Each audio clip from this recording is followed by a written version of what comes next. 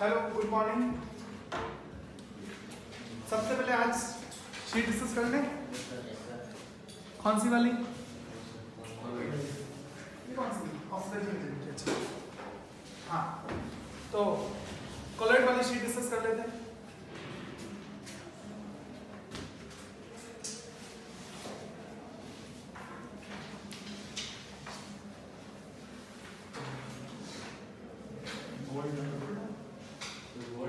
हाँ, gold number. उसमें सबसे पहला सवाल गोल्ड नंबर का ही है।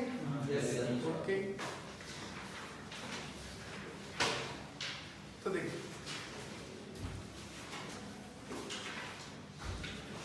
कोलॉइड वाली शीट में सबसे पहला सवाल है गोल्ड नंबर का। गोल्ड नंबर क्या होता है? तो अपन ने यहाँ तो द्रव विरागी वाले कोलॉइड पढ़े थे, और द्रव विरागी वाले कोलॉइड से ये बात बोली थी कि द्रव विरागी जो कोलॉइड होते हैं वो अपने बलबूते पे स्टेबल नहीं होते। तो द्रव विरागी को हम स्टेबलाइज करने के लिए क्या मिलाते हैं? उसमें द्रव रागी मिलाते हैं। तो द्रव रागी क्या करते हैं? उनको चारों तरफ से अपने आप से कवर कर लेते हैं, घेर लेते हैं, और वो द्रव रागी क्या करते हैं कि द्रव विरागी को विलायक से अलग कर देते हैं। क्योंकि द्रव विरागी को विलायक चाहिए नहीं, ये कहता है कि मुझे विलायक नहीं चाहिए, मुझे विलायक दूर करो। ठीक है, मैं विलायक को पसंद नहीं करता, मैं इसको देखना नहीं चाहता, उसका चेहरा मुझे दिखना नहीं चाहिए। द्रव विरागी ये कहते हैं। तो हम क्या करते हैं? उन द्रव विरागी को स्टेबलाइज करने के लिए, स्थायी बनाने के लिए उसमें क्या मिला देते हैं? द्रव रागी मिला देते हैं। और द्रव रागी क्या करता है?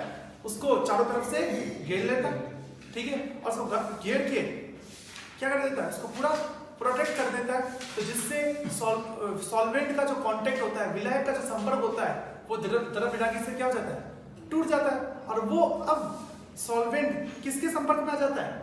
द्रव रागी के संपर्क में आ जाता है। और द्रव रागी चाहता है, हाँ मुझे तो सॉल्वेंट चाहिए, तो सॉल्वेंट अब द्रव रागी से जुड़ने लग जाएगा। और द्रव विरागी तो क्या है?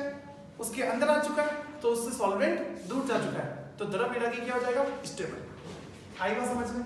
ठीक है, अब देखो, तो इसका मतलब कि द्रव रागी वाले जो कोलॉइड होते हैं वो एक तरीके से द्रव विरागी को रक्षा प्रदान कर रहे हैं, उसको प्रोटेक्ट कर रहे हैं, उसका रक्षण कर रहे हैं। तो द्रव रागी वाले कोलॉइड एक रक्षा प्रदान कर रहे हैं, तो वो कितने पावरफुल होंगे रक्षा प्रदान करने में? आप रक्षा प्रदान करने में आपकी पावर कैसी होगी? आप कितने प्रोटेक्टिव होंगे? आप कितने अच्छे प्रोटेक्टिव हो? द्रव रागी कोलॉइड को ना प्रोटेक्टिव कोलॉइड भी कहा जाता है। द्रव रागी कोलॉइड को प्रोटेक्टिव कोलॉइड भी कहा जाता है, रक्षक कोलॉइड भी कहा जाता है, क्योंकि वो रक्षा प्रदान करते हैं। वो द्रव विरागी को रक्षित करते हैं, उसको रक्षण प्रदान कर रहे हैं, तो उनको प्रोटेक्टिव कोलॉइड भी कहा जाता है। अब सवाल उठता है कि आपकी प्रोटेक्टिव पावर कैसी है? आप प्रोटेक्शन करते हो तो आप कितने अच्छे प्रोटेक्टिव हो? आपकी प्रोटेक्टिव पावर कैसी है? तो ये कैसे पता लगाया जाए? तो वो पता लगाया जाता है गोल्ड नंबर से।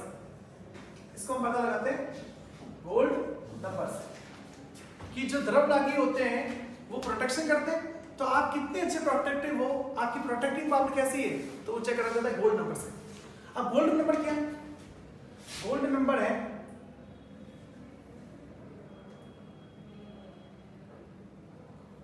इसमें पहले ही दे रखा ना, ठीक है, ओके। गोल्ड संख्या देखो, गोल्ड नंबर क्या है? 10 ml गोल्ड के सॉल्ट को, 10 ml गोल्ड के सॉल्ट को 1 ml के 10% NaCl विलयन से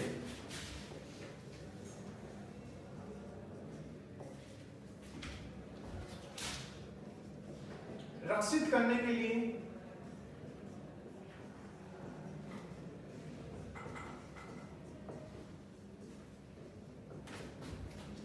द्रव रागी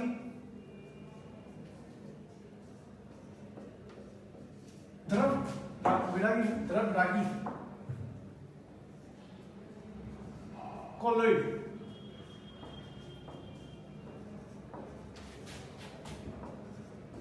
की जो मात्रा चाहिए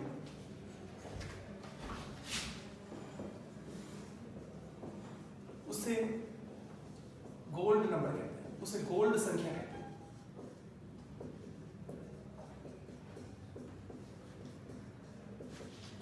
10 ml गोल्ड के सॉल्ट को 1 ml के 10% NaCl विलयन से रक्षित करने के लिए द्रवभागी कोलोइड की जो मात्रा चाहिए उसको हम क्या कहते हैं, गोल्ड संख्या कहते हैं।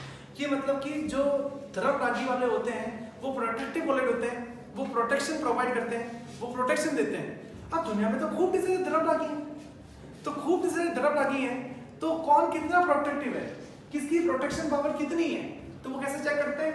वो चेक करते हैं अपन गोल्ड के सोल से। कि आप एक गोल्ड का कोलोइड लो, आप एक 10 ml गोल्ड का कोलोइड लो, ठीक है, और उसमें एक काम करो, NaCl मिला दो।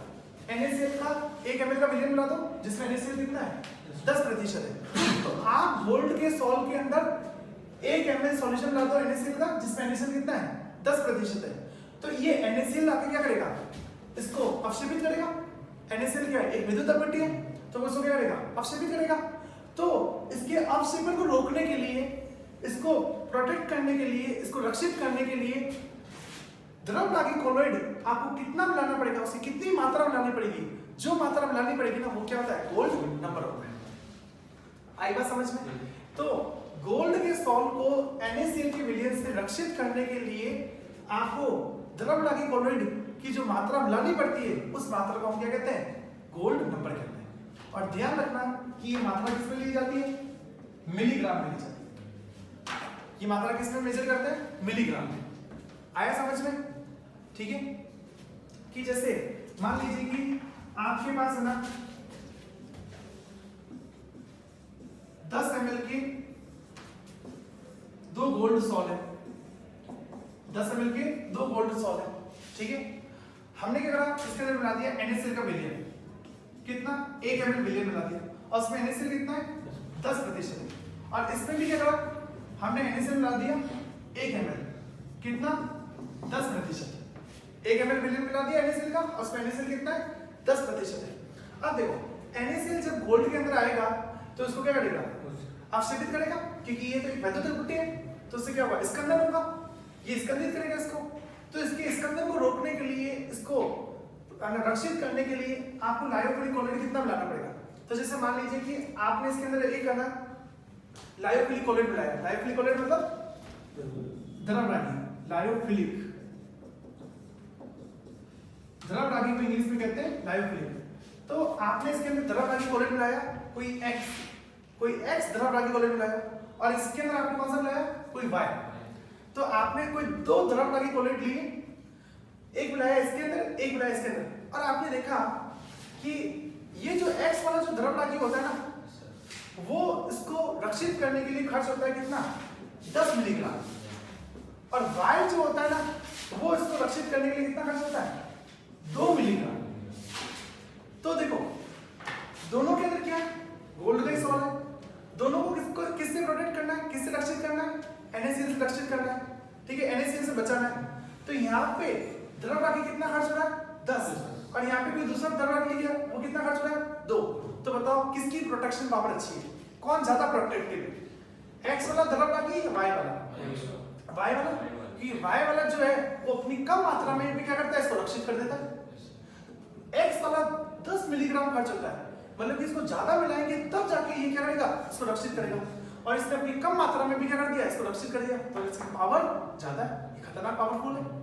आई बात समझ में? तो गोल्ड संख्या जितनी कम होगी आपकी, इसका मतलब कि आप उतने ज्यादा प्रोटेक्टिव होंगे, आप उतने ज्यादा पावरफुल होंगे, समझे? ठीक है, ये लिख लो, ये बहुत काम की चीज है।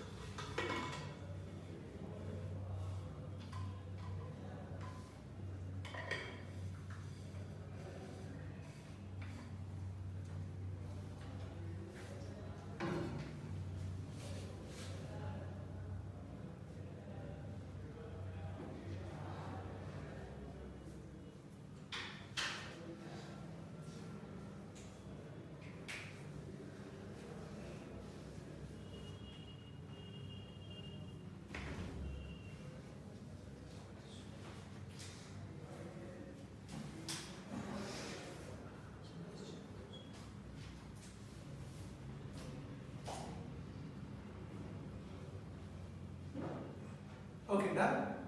अब ये सवाल करो पहला वाला, okay? Yes sir, B option.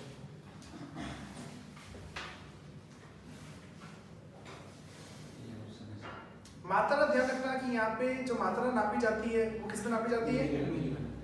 Milligram में, ठीक है? और अपन ने एक चीज पढ़ी थी ना, स्कंदन मान। स्कंदन मान पढ़ा था वैद्युत अपट्य का, वो नापा जाता है किसमें? मिलीमोल्स में, वो मिलीमोल्स में नापा जाता है। और यहाँ पे गोल्ड नंबर मिलीग्राम में नापा जाता है। चलिए, और गोल्ड नंबर जितना कम होगा तो प्रोटेक्शन पावर क्या होगी? उतनी ज्यादा होगी। चलिए 10 से पहले कोई डाउट? दूसरा, निम्नलिखित में से कौन सा कथन लायोफोबिक सॉल्व, लायोफोबिक मतलब द्रव विरोधी, द्रव विरागी के लिए गलत है? परिशीलित प्रावस्था सामान्यतः कार्बनिक पदार्थ में होती है। विद्युत अपट्य को कम मात्रा से मिलाकर इसे सरलता से स्कंदित किया जाता है, सही बात है। परिशीलित प्रावस्था कण बहुत कम हाइड्रेटेड है और कोलोइड कणों पर आवेश के कारण कोलोइड स्थिर होते हैं, ये भी बात सही बात है, ठीक है। प्रकृति में उत्क्रमणीय होने के कारण स्कंदन के बाद वे आसानी से कोलोइडी रूप में आ जाते हैं। नहीं, डी गलत है कि जो द्रव विरोधी होते हैं, द्रव विरागी होते हैं, वो उत्क्रमणीय नहीं होते, वो अनुत्क्रमणीय होते हैं। एक बार अपक्षेपित हो गए, एक बार अपक्षेपित हो गए, वापस उनका कोलोइड बनने वाला नहीं है।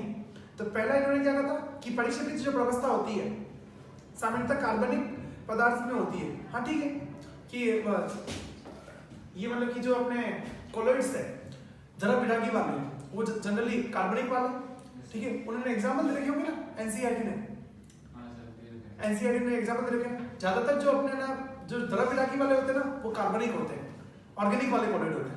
ऑर्गेनिक वाले जो अणु होते हैं, ठीक है, और ऑर्गेनिक जो कंपाउंड होते हैं, कार्बनिक जो यौगिक होते हैं, वो कैसा काम करते हैं? द्रव विरागी की तरह काम करते हैं, ठीक है। तो ये बात सामान्यतः ठीक है। विद्युत अपट्य को कम मात्रा में मिलाकर इनको सरलता से स्कंदित कर सकते हैं, बिल्कुल, क्योंकि ये बहुत ज्यादा अनस्टेबल होते हैं। तो थोड़ा सा आप ना विद्युत अपट्य मिला दो, ये स्कंदित हो जाएगी।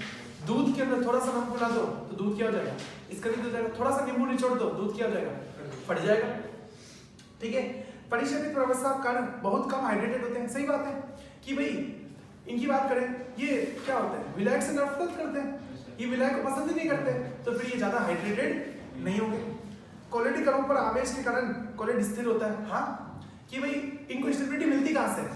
विलायक को तो पसंद करते नहीं है, सॉल्वेंट को तो पसंद करते नहीं है, तो आपको स्टेबिलिटी मिल कहां से रही है? तो इनको स्टेबिलिटी मिलती है इनके ऊपर जो आवेश है उससे मिलती है, ठीक है। प्रकृति में अगर अपन बात करें इनकी प्रकृति कैसी है? अनुत्क्रमणीय, उत्क्रमणीय नहीं है, तो डी गलत हो जाएगा। ओके, 5 से बताओ।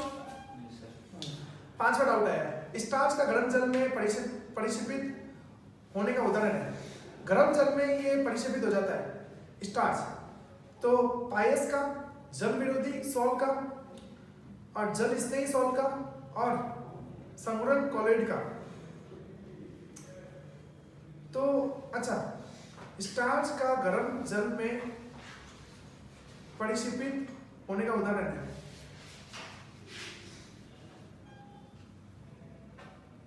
इसका उदाहरण क्या दे रखा है? आंसर क्या दे रखा है इसका? जल स्नेही सॉल्ट, जल स्नेही।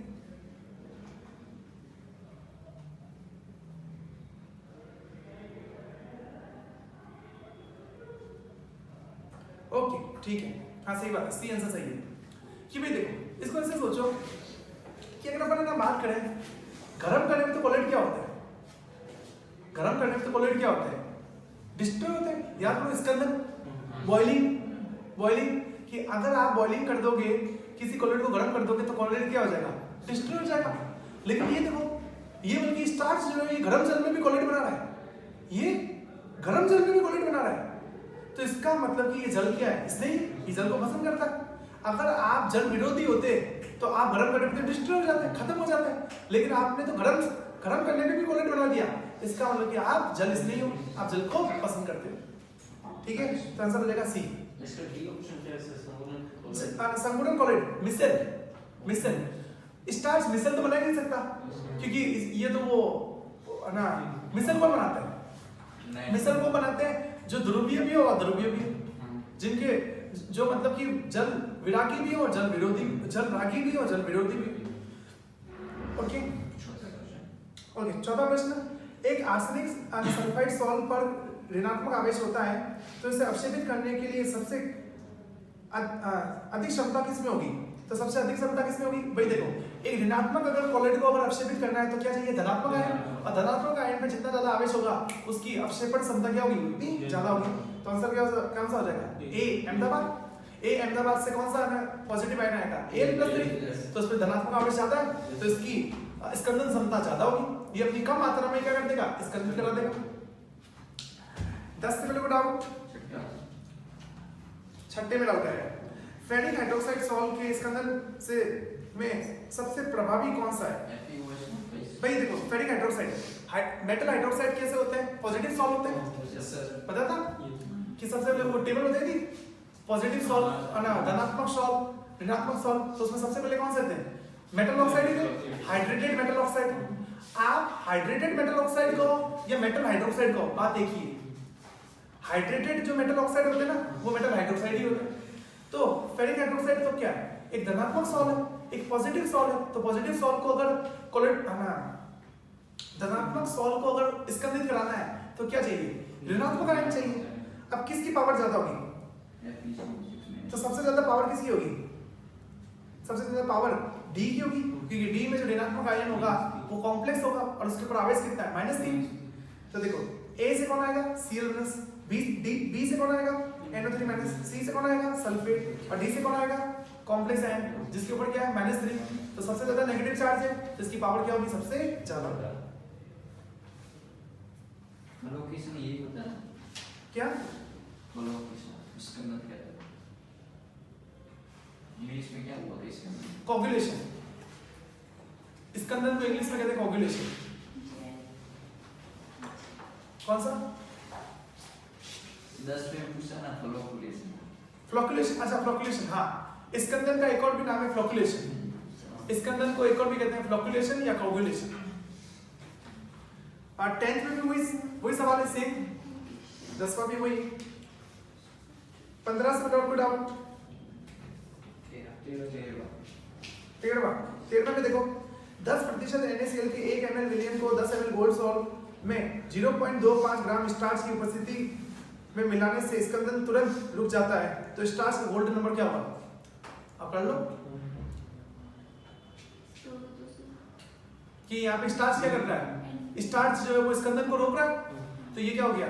लायोफिलिक हो गया, द्रवरागी हो गया, ठीक है। और गोल्ड के सॉल्ट को स्कंदित कराने से रोकने के लिए द्रवरागी की जो मात्रा आवश्यकता होती है वही क्या होता है? Gold number. लेकिन वो मात्रा किसमें नापी जाती है? मिलीग्राम में। और आपने मात्रा किसमें देखी? 0.25 ग्राम, तो मिलीग्राम में कितना हो जाएगा? 250। तो गोल्ड नंबर क्या हो जाएगा? 250। Answer D Delhi. समझे?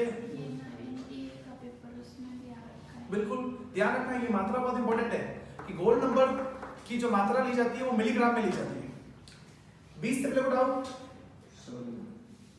16वां, कोलोइडिक विलयन का शुद्धिकरण किसके द्वारा किया जाता है? अपॉन विधि के द्वारा। अपॉन विधि होती है ना डायलिसिस। Yes sir. ठीक है, मैं 15 पूछ सकता था। 15 में बताओ। मुझे दोनों हो जाएंगे।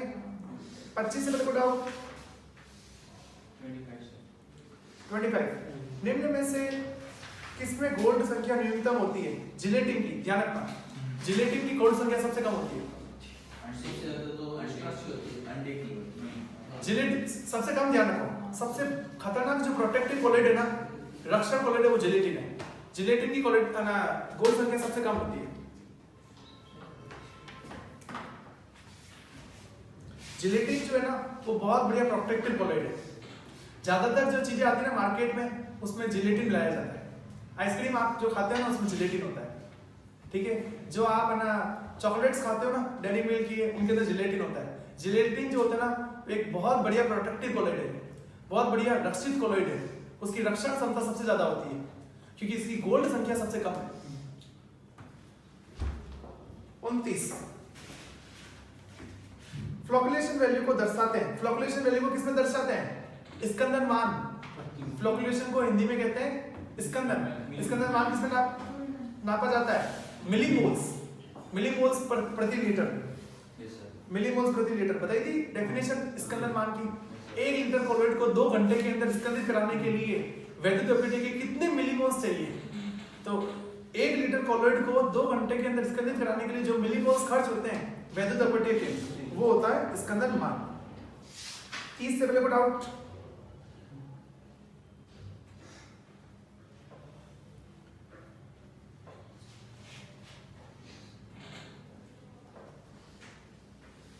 चालीस से पहले क्या? कौन सा क्वेश्चन बोलो? 30। पायस एक कलिल अन्य विलयन होता है। पायस एक कलिल विलयन होता है जब वे निम्न में से एक को दूसरे द्रव में परिशोधित होता है। पायस क्या होता है? इमल्शन। ठीक है, तो इमल्शन कैसे बनता है? द्रव में द्रव। तो आंसर क्या हो जाएगा? बी बॉम्बे। अच्छा कलिल, अच्छा ये पायस एक कोलोइड विलयन होता है, ये कलिल मतलब कोलोइड।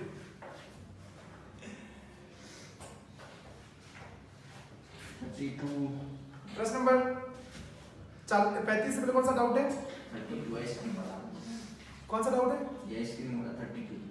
32। जिलेटिन ज्यादातर आइसक्रीम बनाने के लिए उपयोग में लिया जाता है। क्यों? क्योंकि जिलेटिन एक सबसे बढ़िया प्रोटेक्टिव कोलोइड है। ये बहुत ज्यादा स्थायित्व प्रदान करता है। मिश्रण को स्थापित किया जा सके। 2 मिनट, क्या कहा गया है? कोलोइड का बनना रोका जा सके, कोलोइडों को स्थापित किया जा सके तथा क्रिस्टलीकरण को रोका जा सके। आंसर बी बॉम्बे हो जाएगा। आंसर क्या दे रखा है? बी दे रखा है। जिलेटिन जो होता है ना, ज्यादातर जो है ना अपन आइसक्रीम ये खाते हैं ना, उसके अंदर जिलेटिन लाया जाता है। जिलेटिन क्या करता है कि उसको क्रिस्टलीकृत होने में, पीपीटी बनाने में रोकता है, अवक्षेपित होने में रोकता है। ठीक है, उस मिक्सचर को स्थापित बना के रखता है। एक होता है ना, एक जैसे ना आप ना आइसक्रीम होती है, आइसक्रीम को आप फ्रीजर के अंदर रख दो, एक फ्रीजर के अंदर रख दो, ठीक है, बहुत समय तक।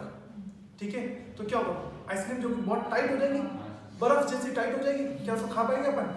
नहीं खा पाएंगे ना। लेकिन अगर अपन ना जैसे ऐसे समझो कि जैसे अपन ना पानी को रखते हैं फ्रीजर के अंदर, तो पानी क्या हो जाता है? बर्फ जैसा टाइट हो जाता है, क्रिस्टलीकृत हो जाता है।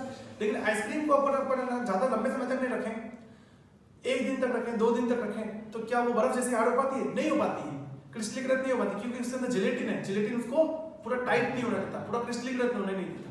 लेकिन लंबे समय तक रख दोगे ना, तो फिर जिलेटिन भी उसमें कुछ नहीं कर पाएगा, फिर तो आइसक्रीम क्या हो जाएगी? बहुत टाइट हो जाएगी। ओके, फिर अगला डाउट है 33।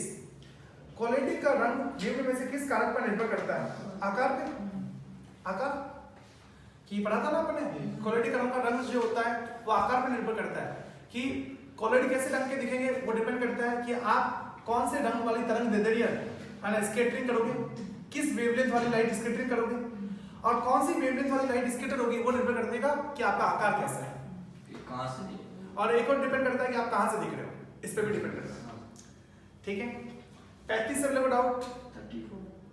ये धनावेश होता है ना, आवेश की द्रव विरोधी कोलोइड की अपेक्षा द्रव स्नेही कोलोइड विलयन ज्यादा स्थायी होते हैं। सही बात है कि जो द्रव स्नेही होते हैं, द्रव रागी जो होते हैं, वो क्या होते हैं? ज्यादा स्टेबल होते हैं। क्यों? क्योंकि वो विलायक को पसंद करते हैं।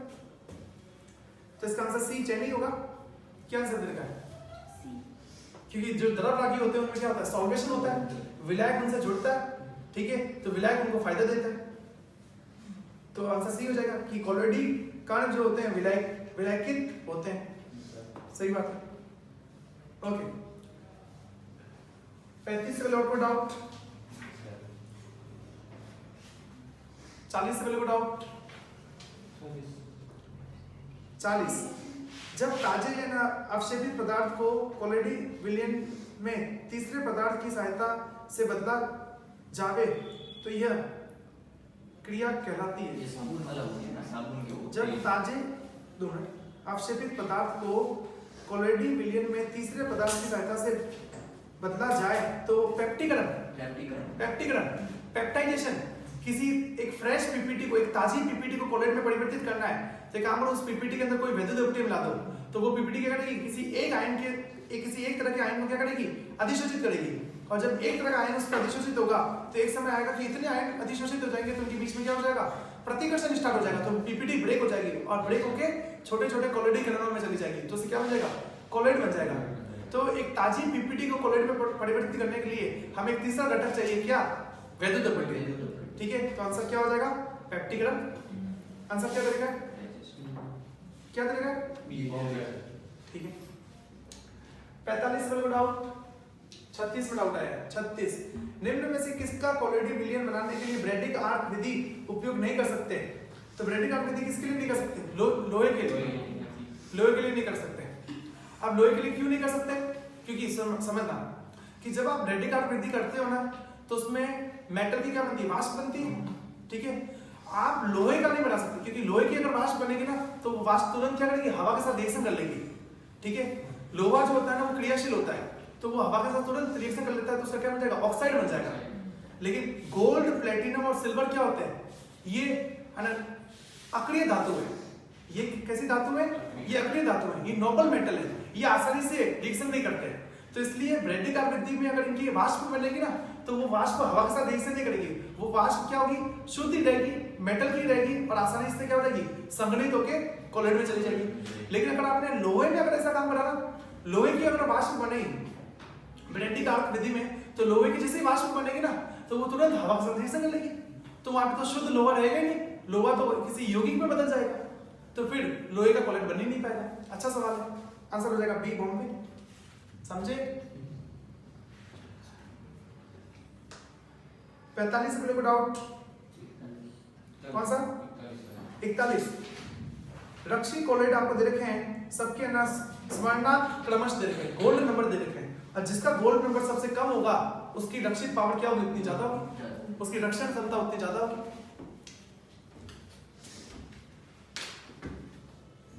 50 से कोई डाउट, 47। जिलेटिन युक्त कोलोइडी विलयन कहलाता है, जिलेटिन युक्त कोलोइडी विलयन कहलाता है, क्या तरीका है इसका आंसर, हाँ डी, विलायक प्रिय सोल। जिलेटिन तो जो है वो लायोफिलिक है ना, जिलेटिन तो क्या है, सुनना, हाँ जिलेटिन जो है वो समझना, जिलेटिन क्या है, एक रक्षण कोलोइड, जिलेटिन एक रक्षण कोलोइड है, और रक्षण कोलोइड कौन होते हैं, द्रवरागी, तो रक्षण कोलोइड कौन है, द्रवरागी, तो जिलेटिन तो एक द्रवरागी है, तो ये तो द्रवरागी है, और द्रवरागी कोलोइड के गुणों क्या है, क्या गुण है कि वो विलायक को पसंद करते हैं, वो उत्कर्मणीय होते हैं, ठीक है, और वो जल स्नेही होते हैं। ठीक है, तो आंसर हो जाएगा डी, दिल्ली। 50 से पहले और कोई डाउट, उससे पहले 48। क्वालिटीकरण के टेढ़े मेढ़े गमन का कारण क्या है, तो इसके टेढ़े मेढ़े गमन का कारण है डी, दिल्ली। ये एनसीईआरटी में दे रखा है कि जो क्वालिटीकरण जो होते हैं ना वो विलायक से क्या करते हैं, विलायक से जाकर टकराते हैं, और जब विलायक से जाकर टकराते हैं ना तो उनकी क्या हो जाती है, टेढ़ी मेढ़ी है ना गति हो जाती है, zig zag motion, Brownian movement. ठीक है, ये एनसीईआरटी में लिखा हुआ है कि ब्राउनियन गति में लिखा हुआ है कि जो क्वालिटीकरण जो होते हैं ना वो विलायक के साथ क्या करते हैं, टकराते हैं, तो जैसे विलायक के साथ टकराते हैं ना तो उनकी क्या हो जाती है, एक टेढ़ी मेढ़ी गति स्टार्ट हो जाती है, जिसको हम कहते हैं ब्राउनियन मूवमेंट। 50 से कोई डाउट, सोडियम स्टीरेट का जल में विलयन बनता है, कैसा बनता है, पायस नहीं, सॉरी कोलोइड विलयन। Answer D, Delhi. Sodium stearate क्या बनाता है, मिसेल बनाता है, और मिसेल क्या है, कोलोइड। 55 से कोई डाउट, कौन सा, 53। दूध में निम्न में से किसकी कुछ बूंदे डालने से वह संरक्षित होता है, वो संरक्षित होता है, दूध में किसकी बूंदे डालने से वो संरक्षित होता है, फॉर्मिक अम्ल, फॉर्मल्डिहाइड, एसिटिक अम्ल और एसिटाइलडिहाइड। ए और सी तो हो नहीं सकते, क्योंकि ए और सी तो अम्ल है, ये तो वैद्युत अपघट्य है, तो ये तो दूध को क्या कर देंगे, फाड़ देंगे। ठीक है, आपको तो रक्षित करना है, तो रक्षित करने के लिए इन्होंने आंसर देखा होगा बी, बॉम्बे। ये देखा, बी देखा, यस सर। ठीक है, ये हाँ ठीक है, ये याद रख लो, ये क्या होगा, फॉर्मल्डिहाइड, लेकिन हमारे कोर्स में है नहीं। ठीक है, ये शीटों में सवाल आ जाता है, अगर मेंस में आ जाए ना तो बहुत कम चांसेस है मेंस में आने के, लेकिन फिर भी आ जाए तो ध्यान रखना फॉर्मल्डिहाइड, दूध को रक्षित करने के लिए फॉर्मल्डिहाइड देते हैं। ओके 55 से पहले और कोई डाउट? 60 से पहले 56। निम्न में से किसमें सबसे कम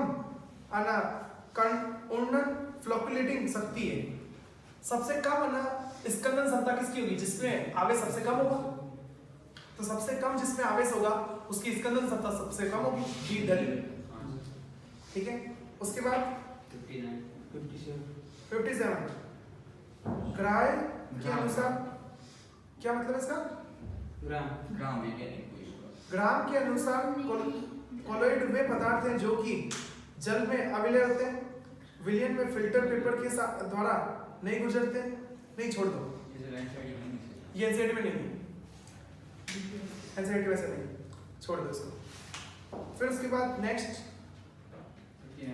59 निम्न में से कौन सा सबसे अधिक जल विरोधी व्यवहार प्रदर्शित करता है? ग्लिसरीन, स्टीरिक अम्ल, ग्लूकोज, एडेनिन। छोड़ दो, कोई काम का नहीं।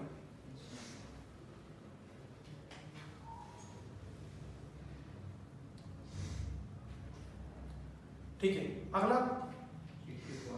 एक 60 में डाउट आया। 60 2 मोल कोलोइडी एजीआई को स्कंदित करने के लिए लेड नाइट्रेट के आवश्यक मोलों की संख्या होगी। आपको इसके 2 मोल को अवशेषित करना है तो लेड नाइट्रेट कितना खर्च होगा? गलत सवाल, नहीं पता लगा सकते, ये नहीं पता लगा सकते। इन्होंने आंसर दे रखा होगा बी बॉम्बे ऐसा देखा होगा। नहीं, इन्होंने क्या करा, इन्होंने ऐसे सोचा है कि भाई देखो कि आपके पास ये एजीआई का सॉल है, इसके ऊपर कौन सा आवेश है? आई माइनस का। तो मतलब कि अगर इसको अवशेषित करना है तो आई माइनस वहां से हटाना पड़ेगा। अब ये 2 मोल कोलोइड है तो इस पे आई माइनस भी कितना होगा? 2 मोल होगा। और 2 मोल आई माइनस को हटाने के लिए Pb+2 कितना चाहिए? 1 मोल चाहिए, क्योंकि Pb+2 आई माइनस को खींच के क्या बना देता है? Pbi2 की Ppt बना देता है। तो इसके 2 मोल आई माइनस को हटाने के लिए Pb+2 चाहिए 1 मोल। तो लेड नाइट्रेट कितना खर्च होगा? 1 मोल। उस हिसाब से आंसर इन्होंने दे दिया बी। लेकिन ऐसा कोई जरूरी नहीं है कि बिल्कुल वो फिक्स अनुपात में मात्रा चाहिए कि आपको तो आधी की मात्रा में वैद्युत अपव्यय मिलाना पड़ता है, तब जाके क्या होते हैं, खूब सारे Pb+2 उस आई माइनस पे बल लगाएंगे तो आई माइनस वहां से खींचा चला आएगा, उसकी सतह क्या हो जाएगी? उदासीन हो जाएगी। ठीक है, हाँ कोई काम का नहीं है। 65 से पहले को डाउट? 64 निम्नलिखित अभिक्रिया में से किसके द्वारा कोलोइडी अवस्था में पदार्थ प्राप्त होते हैं? बी बॉम्बे ये आने वाला अपने इसमें कि यहाँ पे जो सल्फर बन रहा है ना बी बॉम्बे में, कि जब आप H2S का जब आप ऑक्सीकरण करते हो ना तो उससे सल्फर बनता है, और सल्फर जो आपको मिलता है ना वो कोलोइडी रूप में मिलता है, कोलोइडल सल्फर बनता है।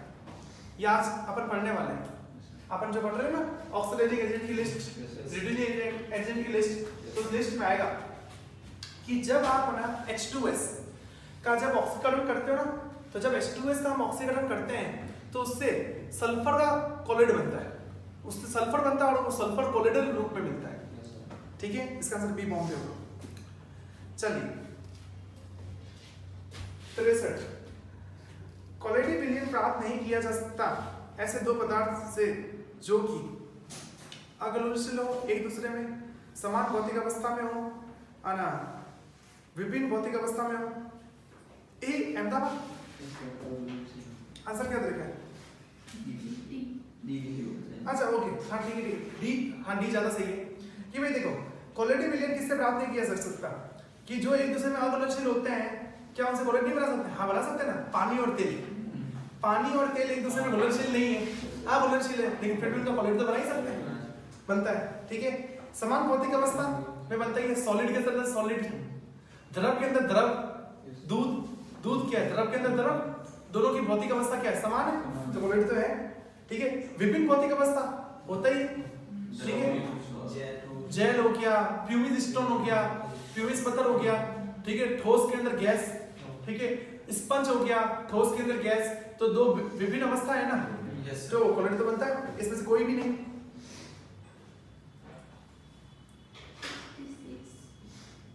कौन सा? 66 द्रव विरोधी कोलोइड कौन सा है? जरा विरोधी कोलेट उत्क्रमणीय होते हैं? नहीं। अनुत्क्रमणीय? हाँ। रक्सी कोलेट होते हैं? नहीं। गम प्रोटीन? नहीं। ठीक है, आंसर बी बॉम्बे की जो। अच्छा, आपने 66 पूछा है, कौन से पदार्थ का विलयन पार्चमेंट झिल्ली में से सुगमता से विसरित हो सकता है? ये आंसर इसका हो जाएगा पार्चमेंट झिल्ली। आंसर इसका दे रखा बी बॉम्बे। बी बॉम्बे दे रखा है। ये अपन ने पढ़ी ना डायलिसिस अपॉन, तो अपॉन में वो जो बैग बनाते हैं ना, वो बैग जो होता है ना पार्चमेंट झिल्ली से बना होता है, पार्चमेंट मेम्ब्रेन से बना होता है। उससे क्या होता है, क्रिस्टलॉइड पास हो जाते हैं। क्रिस्टलॉइड मतलब ये क्रिस्टलॉइड मतलब अशुद्धियां हो गई, वैद्युत अपट्य हो गए, इनको हम क्रिस्टलॉइड कहते हैं। ट्रू विलियन, ट्रू विलियन के जो पार्टिकल होते हैं ना, ट्रू विलियन के जो पार्टिकल्स होते हैं NaCl, NaCl, CaCl2, ग्लूकोज, ये इनको हम क्रिस्टलॉइड कहते हैं। ठीक है, जो क्रिस्टलॉइड होते हैं ना वो ना उससे पास हो जाते हैं पार्चमेंट झिल्ली से। आप एक आपको डायग्राम देखो, एनसीईआरटी में अपॉन का डायग्राम देखो, तो उसमें लिखो भाई, नहीं, उसमें डायग्राम में देखो भाई क्रिस्टलॉइड नाम मिलेगा, मिला क्रिस्टलॉइड नाम? तो डायग्राम में देखो, लिखो भाई कि पार्चमेंट झिल्ली से कौन पास हो रहा है? क्रिस्टलॉइड पास हो रहा है। देखो भाई,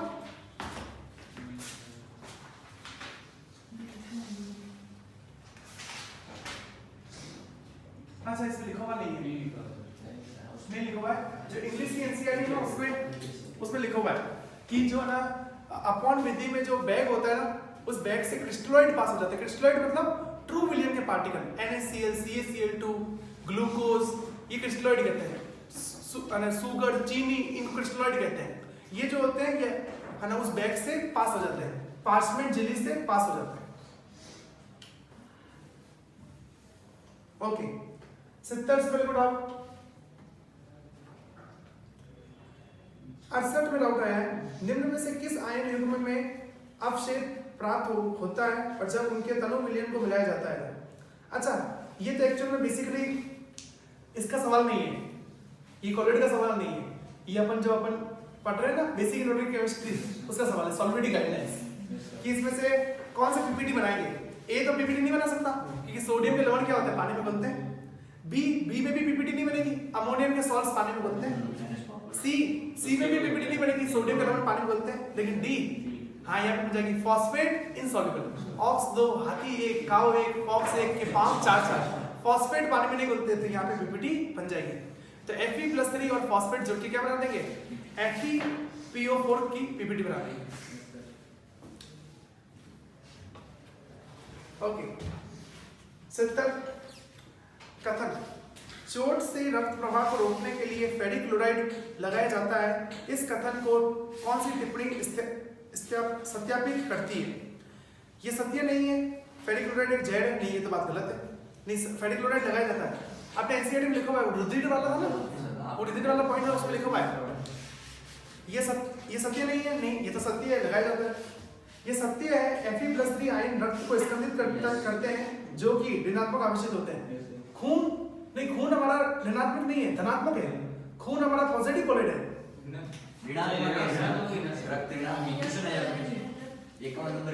टेबल देखो, हीमोग्लोबिन क्या दे रखा है, धनात्मक दे रखा है ना, खून हमारा धनात्मक कोलेट है।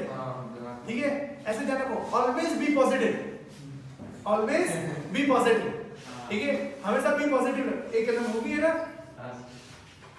एक मूवी है नो एंट्री, देखिए नो एंट्री मूवी, उनकी है ना, अनिल कपूर की, सलमान खान की मूवी है।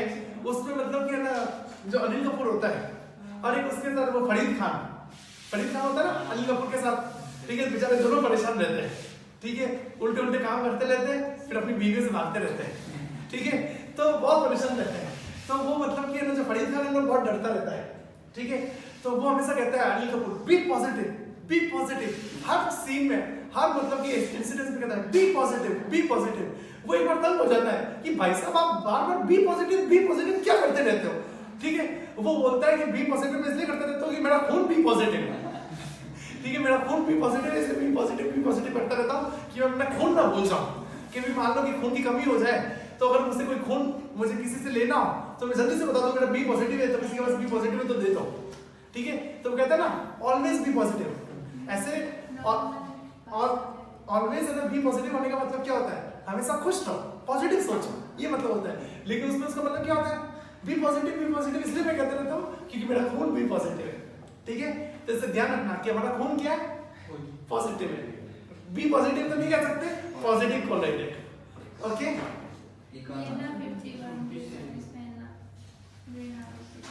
अब देखो यहाँ पे ना हमारा जो खून है वो पॉजिटिव कोलोइड है, ठीक है? तो उसको अवक्षेपित करने के लिए इसका आंसर क्या तरीका है?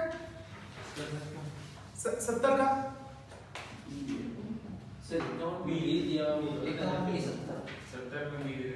सत्तर का भी तरीका नहीं, गलत है भाई। खून तो हमारा पॉजिटिव कोलोइड है, ठीक है? तो उसको पॉजिटिव को तो अवक्षेपित कराने के लिए तो रिनाइन चाहिए, धनायन नहीं चाहिए, ओके? नहीं, वो हीमोग्लोबिन क्या है? हीमोग्लोबिन खून है, हीमोग्लोबिन खून ही तो होता है। खून किससे बनता है? हीमोग्लोबिन से बनता है। हमारी बॉडी में हीमोग्लोबिन निकाल दिया जाए, खून नहीं बनेगा। हाँ, एक काम करो, एनसीईआरटी दो तो एक बार और तलाश करो। क्या किसमें? नहीं, खून धनात्मक है, लिखा हुआ एनसीईआरटी में साफ साफ लिखा हुआ है।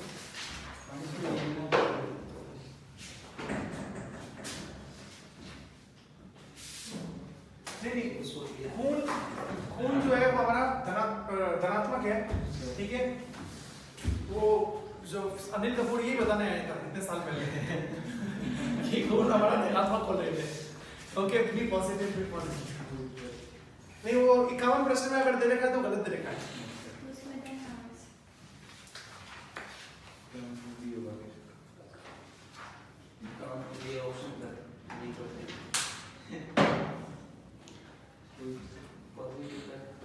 ओके, 75 से पहले और कोई डाउट?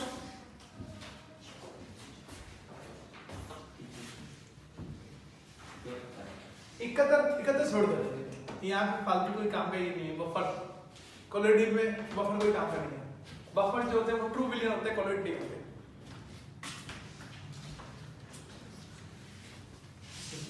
ओके, फिर उसके बाद 75 से पहले और कोई डाउट? कौन सा 75 में दे रखा है कि विद्युतीय क्षेत्र में कोलोइडल तंत्र के कण कैथोड की तरफ गति करते हैं। कुछ सॉल्ट जैसे K2SO4, Na3PO4 और K4FeCN6 CN6 और एवं NaCl के स्कंदन का अध्ययन किया गया। अच्छा सवाल है, कितना अच्छा सवाल है कि आपका कोई कोलोइडल विलयन है, उसको विद्युत क्षेत्र में रखा जाता है तो उसके कण जो होते हैं कैथोड की तरफ जा रहे हैं। तो अगर वो कैथोड की तरफ, अगर वो कोलोइड के कण जा रहे हैं, इसका मतलब कि वो कोलोइड कैसा है? धनात्मक है। कैथोड की तरफ कौन जाता है? कैटायन जाते हैं ना, तो वो धनात्मक है। तो इसका मतलब कि आपके जो कोलोइड है वो, उसके कण जो है वो धनात्मक है, तो आपका धनात्मक कोलोइड है। और धनात्मक कोलोइड को अवक्षेपित कराने के लिए क्या चाहिए? रिनाइन चाहिए। तो आप देखो कि किस लवण में से रिनाइन जो मिलेगा जिसकी क्षमता सबसे ज्यादा होगी? तो सबसे ज्यादा क्षमता किसकी होगी? K4FeCN6 की, क्योंकि उसमें ऋणात्मक आवेश ज्यादा है, तो फिर इसकी क्षमता सबसे ज्यादा होगी। तो थर्ड की सबसे ज्यादा, फिर उसके बाद सेकंड, फिर उसके बाद फर्स्ट, फिर उसके बाद फोर्थ। अच्छा सवाल है कि मतलब कि इन्होंने डायरेक्ट नहीं बताया कि आपका कोलोइड कैसा है, ऐसे बता दिया कि कोलोइड जो है वो विद्युत क्षेत्र में कैथोड की तरफ जा रहा है, इसका मतलब कि वो धनात्मक है। 75 पारे का जल में कोलोइडल विलयन आसानी से बनाया जाता है। पारे का जल में, पता नहीं क्या आंसर दे रखा है? कोई काम नहीं, अपने एनसीईआरटी में तो नहीं है, छोड़ो। 72 दूध में पाइसीकरण होता है। B Bombay casein. अब अपन ने बताया था ना कि दूध के अंदर ना पाइसीकरण कौन है? प्रोटीन है। और वो प्रोटीन कौन सी होती है? कैसीन। दूध के अंदर कैसीन वाली प्रोटीन होती है, ओके? 80 से पहले कोई डाउट? 80 से पहले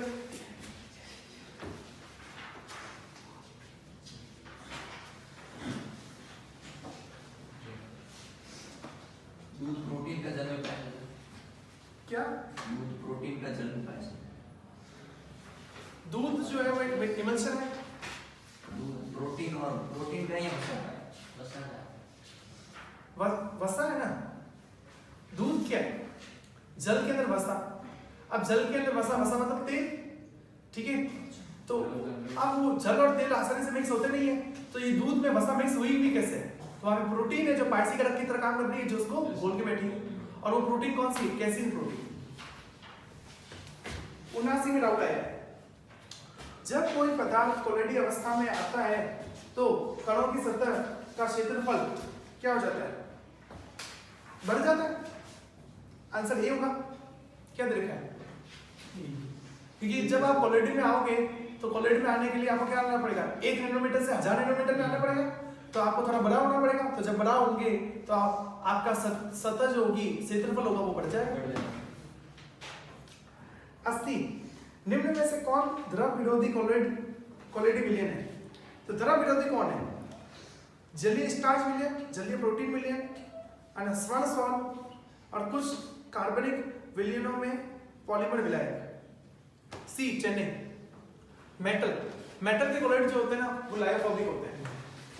मेटल के जो कोलिड होते हैं वो लायोफोबिक होते हैं, वो द्रव विरोधी होते हैं, ठीक है। एनसीईआरटी में लिखा हुआ है। एनसीईआरटी में अपने द्रव विरागी और द्रव विरागी पढ़ता ना, तो द्रव विरागी में उदाहरण में लिखा है कि मेटल के कोलिड, धातु के कोलिड द्रव विरोधी होते हैं। ओके, फिर उसके बाद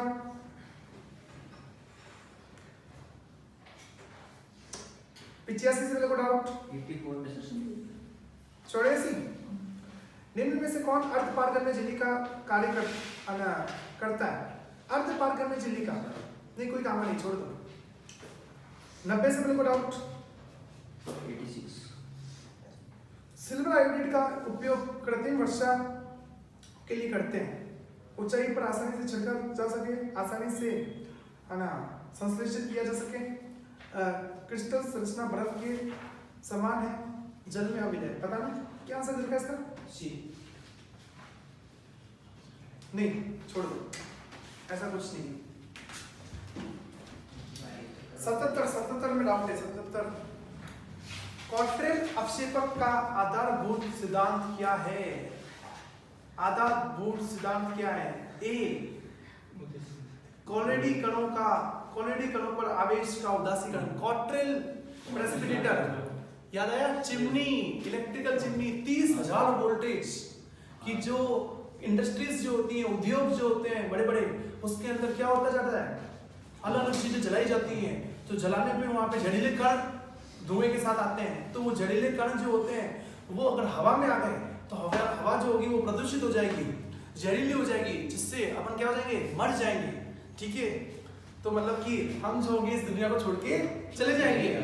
तो इसलिए सरकार ने एक हमारे लिए बहुत सोच के रखा है, ठीक है। सरकार ने क्या सोच के रखा है कि क्या क्या रखा है उद्योग वालों को, कि अगर आपको अपना उद्योग चलाना है, ठीक है, तो आपको क्या करना पड़ेगा? इलेक्ट्रिकल चिमनी लगानी पड़ेगी, और वो भी अपने पैसों से। सरकार खुद के पैसे नहीं दे रही है, ठीक है। तो उनको क्या क्या रखा है कि आपको अपने पैसों से इलेक्ट्रिकल चिमनी लगानी है। तो वो चिमनी क्या करेगी कि जैसे ही झड़ेला अगर धुआं अगर ना बाहर आएगा, तो वो चिमनी में से जैसे ही पास होगा तो चिमनी क्या करेगी? उन जहरीले कणों को क्या कर देगी? खींच लेगी। क्योंकि जहरीले जो कण होते हैं, पॉइजनस जो पार्टिकल होते हैं, वो कैसे होते हैं? कोलिड प्रकृति के होते हैं, उनके ऊपर आवेश होता है। तो चिमनी के अंदर विद्युत क्षेत्र की प्लेटें प्लस और माइनस की, तो वो विद्युत क्षेत्र की प्लेटें क्या करेगी? उन कणों को, कोलिडी कणों को अपनी तरफ खींच लेगी और उनके ऊपर के आवेश को उदासीन कर देगी। तो वो सारे कण क्या हो जाएंगे? जैसे ही उदासीन होंगे तो जुड़ के अवक्षेपित हो जाएंगे, नीचे गिर जाएंगे, और नॉर्मल जो गैसेस होगी वो बाहर निकल जाएगी, और जहरीले कण अवक्षेपित होकर नीचे गिर जाएंगे। ओके, याद आया? याद है, ठीक है, बहुत इंपॉर्टेंट चीज है। अब उल्टा कैसे चल रहे हो? 70 किसको डाउट है? 70 भी किसने बोला? 70 नहीं बोला, वो हो गया। 77 इसने गुंजन ने उल्टा बोला। 83 कुछ पदार्थ तनु विलयन में विद्युत अपव्यय की तरह काम करते हैं, लेकिन सांद्र विलयन में कोलिडी कणों की तरह काम करते हैं। ये ऐसे कौन से कोलिड है? अरे ये मिसेल है, ये मिसेल है। एनसीईआरटी ने साफ साफ लिखा हुआ है, अगर आपने मिसल की अगर कहानी पढ़ी है तो इंसिडेंट लिखा है कि अगर आप साबुन या अपमान से कम मात्रा में मिलाते हो ना तो वो वैद्युत की तरह काम करता है, लेकिन जब आप उच्च मात्रा में मिलाते हो ना तो जैसे ही उसकी सांद्रता CMC से ज्यादा होती है तो वहां पे क्या बन जाता है, मिसल बन जाता है। याद आया? Yes sir. हाँ चलिए और भी डाउट? 90 से पहले 95 से पहले 95 से पहले 90 में डाउट है। 90 निम्नलिखित में से किसमें टिंडल प्रभाव प्रेषित नहीं होता? टिंडल प्रभाव किसमें नहीं मिलेगा? निलंबन वाले विलयन में नहीं, निलंबन वाले विलयन में मिलता है टिंडल प्रभाव। टिंडल प्रभाव पता है किसमें मिलता है? एक तो कोलोइड में मिलता है, एक निलंबित में जो विलयन होता है ना, निलंबित विलयन जैसा समझ रहे हो? निलंबित विलयन कीचड़ जो होता है वो निलंबित विलयन होता है। ठीक है, पानी के अंदर गोबर डाल दो तो वो निलंबित है। पानी के अंदर मिट्टी डाल दो, कादा जो कादा होता है ना वो निलंबित विलयन है। ठीक है, तो कादा हो गया, कीचड़ हो गया, कीचड़ ही कादा होता है। ठीक है, ओके कहते हैं मारवाड़ी में कादो। ठीक है, कादो बनना है नहीं पाँव। ठीक है, कहते कि नहीं कहते? ओके, जब अपने पाँव बहुत मिले होते हैं तो जो कादो होता है, ठीक है, जो कीचड़ होता है, ठीक है, जो गोबर होता है, ये सब निलंबित है। ठीक है, ओके, तो ये निलंबित विलयन है और निलंबित विलयन में टिंडल प्रभाव होता है। ठीक है, पायस कोलोइड है, कोलोइड के अंदर भी टिंडल प्रभाव होता है। चीनी का घोल नहीं, इसके अंदर नहीं होता। चीनी का घोल तो ट्रू विलयन है, ये ट्रू विलयन है, ये सत्य विलयन है। ठीक है, ये सत्यवादी है, इनके अंदर टिंडल प्रभाव नहीं होता। ओके, और फिर कौन सा लिखा है? गोल्ड का सॉल। गोल्ड का सॉल तो क्या है? नाम में सॉल, नाम में सॉल, ये तो कोलोइड है और कोलोइड के अंदर तो टिंडल प्रभाव होता है। ठीक है, तो इसका आंसर हो जाएगा सी, चेन्नई। समझे? Yes sir. ठीक है, फिर उसके बाद 95 से पहले को डाउट कौन सा? 90 हो गया। हाँ, 90 तो वो सब क्लियर हो पहले बोल रहे हो, वो उंगली की वजह से वो डिफ्लेक्शन हो जाता है, विवर्तन हो जाता है, वो आवाज की जो वेव्स होती है बिखर जाती है, मेरे पास पहुंच ही नहीं रही है, ऊपर से 2 कैमरे लगे हुए हैं। हाँ, अब बोलो 93। एक तो दूर बैठे हो, बेंच खाली, आप अजीब लोग हो, बहुत अजीब लोग हैं। बहुत ज्यादा अजीब लोग हो। जिस समय कोरोना था पास बैठ रहे थे, मैं बोला तो दूर बैठो, पास बैठ रहे थे। ठीक है, और अब कोरोना जा चुका है, अब पास बैठना चाहिए, दूर दूर बैठे हो, गजब मतलब। एक बेंच छोड़ के बैठे हो, 2 बेंच का गैप। सुपर और देखो रामनिवास, ठीक है, तो पहले तो मतलब कि मैं कहता था कि एक बेंच का गैप रखो, एक बेंच का गैप रखते नहीं थे, एक ही बेंच में 3 जने बैठते थे ऊपर N1 में, एक ही बेंच में 3 जने बैठेंगे। बात नहीं सर, ग्रुप के हमारा अरे वो ग्रुप आ क्यों नहीं रहा है? हर्षित क्यों नहीं आ रहा है? राजेश जी सेल्फ स्टडी हर्षित आज आया है, लेकिन किसी नाम से बाहर गया। कैसे बढ़ेगा अपना भारत? कैसे प्रगति होगी? हाँ, क्यों हिंदी मीडियम वाले नहीं बना सकते क्या? उनकी जिम्मेदारी नहीं है? नरेंद्र मोदी है ना, नरेंद्र मोदी है जो बड़ा है। नरेंद्र मोदी क्या कर लेगा? सब नरेंद्र मोदी जी को कहते रहते हैं, आप कुछ नहीं करते। मोदी जी क्या कर लेंगे? जब तक जनता नहीं जागेगी तो मोदी जी क्या कर लेंगे? हम मोदी जी तो हो गए 70 के, हम अभी 18 के हैं। ठीक है, तो ग्रोथ तो हम लेके आएंगे ना, मोदी जी कहां से लेके आएंगे? English medium. मोदी जी तो अपन दिशा दिखा सकते हैं, ठीक है, लेकिन हम तो मोदी जी की दिशा में दौड़ने में, नहीं ये दिशा सही नहीं है, वो सही है। ओके, तो मोदी जी क्या कर लेंगे? तो अपन को करना पड़ेगा। तो अपन को कुछ करना है, बी पॉजिटिव, बी पॉजिटिव। हाँ भाई, तो कौन सा हो गया ये? 90 हो गया, ठीक है। हाँ भाई, रामनिवास से बात स्टार्ट हुई थी। रामनिवास कौन सा डाउट है? 93। हाँ, स्वर्ण संख्या से मापते हैं, तो स्वर्ण संख्या से क्या मापते हैं? रक्षण क्षमता, प्रोटेक्टिंग पावर, बस। हाँ,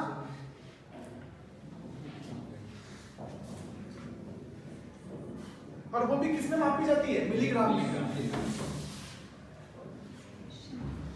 96 और 100 96 जब Ki के तनु विलयन की अधिक मात्रा को सिल्वर नाइट्रेट के तनु विलयन जलीय विलयन में मिलाया जाएगा तो हेल्महोल्ट्ज द्विपरत से संगुणित सिल्वर आयोडाइड की क्लोराइड कणों होंगी।